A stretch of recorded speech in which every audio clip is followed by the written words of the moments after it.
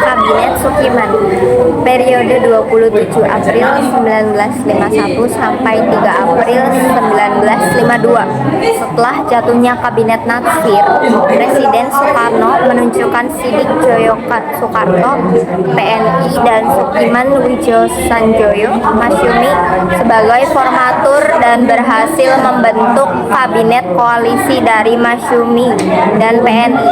Kabinet ini terkenal dengan nama Kabinet Sukiman Suwiryo yang dipimpin oleh Sukiman. Adapun program-program Kabinet Sukiman yaitu sebagai berikut. Yang pertama, bidang keamanan, menjalankan tindakan-tindakan yang tegas sebagai negara hukum untuk menjamin keamanan dan ketertiban negara. 2.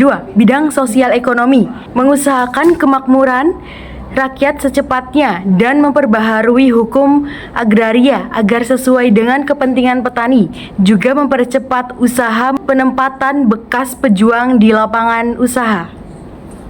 3. Di bidang politik luar negeri, menjalankan politik luar negeri secara bebas, aktif, serta memasukkan Irian Barat ke dalam wilayah RI secepatnya.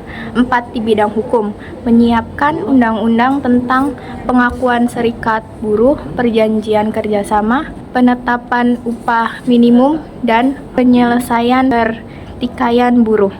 Yang kelima, mempercepat persiapan pemilihan umum.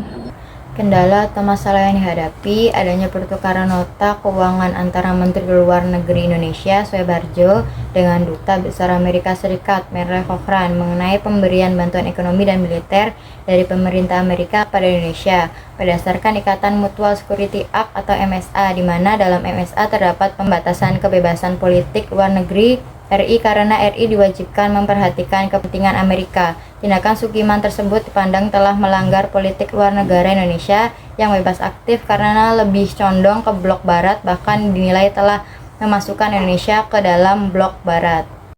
Selanjutnya yang kedua, adanya krisis moral yang ditandai dengan munculnya korupsi yang terjadi pada setiap lembaga pemerintahan dan kegemaran akan barang-barang mewah. Ketiga, masalah Irian Barat belum juga teratasi. Keempat, hubungan Sukiman dengan militer kurang baik tampak dengan kurang tegasnya tindakan pemerintah menghadapi pemberontakan di Jawa Barat, Jawa Tengah, dan Sulawesi Selatan.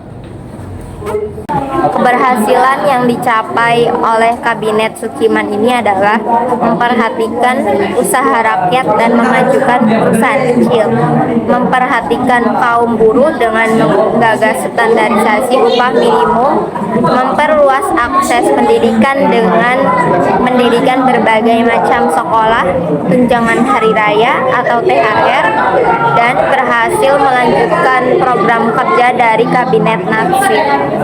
Berakhirnya kekuasaan kabinet, kejatuhan Kabinet Sukiman merupakan akibat dari ditandatanganinya persetujuan bantuan ekonomi dan persenjataan dari Amerika Serikat kepada Indonesia atas dasar Mutual Security Act MSA.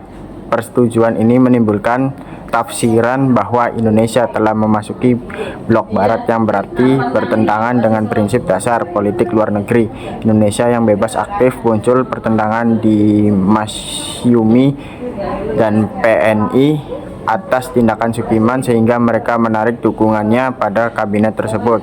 DPR akhirnya menggugat Sukiman dan terpaksa Sukiman harus mengembalikan mandatnya kepada presiden.